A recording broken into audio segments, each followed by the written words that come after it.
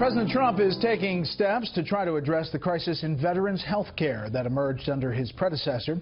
The president is also celebrating what might be considered a holding of serve in the political tennis match with Democrats after not losing a special election in Georgia that now heads to a runoff in June.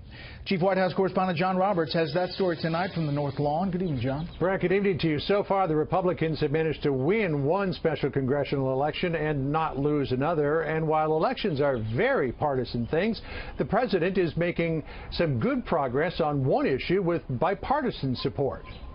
I've been telling all of our friends at speeches and rallies for 2 years about the VA, how we're going to turn it around, and we're doing that. President Trump today took another step in his pledge to improve the care of U.S. veterans, signing a bill to preserve and improve veterans' access to private health care if they can't get timely and convenient access to a VA hospital.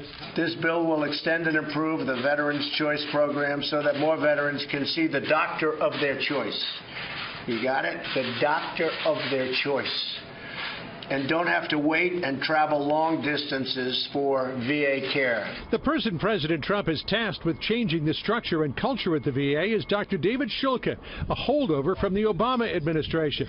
The task is like turning around an oil tanker, but Shulkin believes he can get it done. I do believe that working with Congress in a bipartisan way and with the support of our president, that we are going to do that, and you're going to see some of these long-term problems be addressed in the next couple months. While experts and patients say the VA is improving, there are still enormous institutional problems.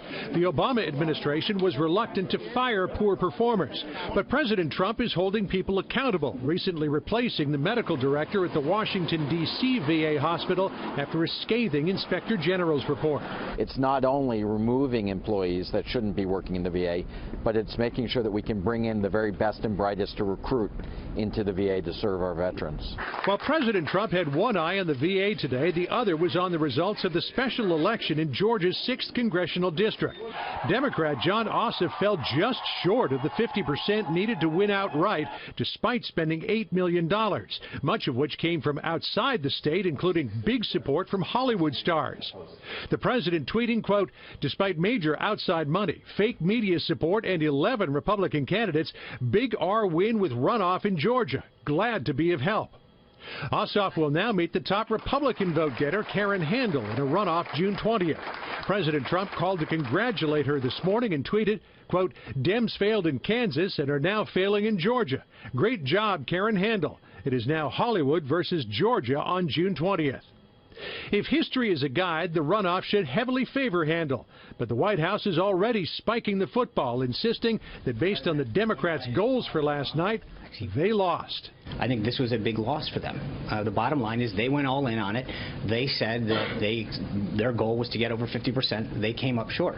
But not everyone is so quick to proclaim victory. South Carolina Senator Lindsey Graham said while he likes Karen Handel's chances in the runoff, the very fact that Ossoff got so close to 50% should be a wake-up call to the Republican Party that they need to do more to reach out to moderate voters across the country. Brett? John Roberts live on the North Lawn. John, thank you.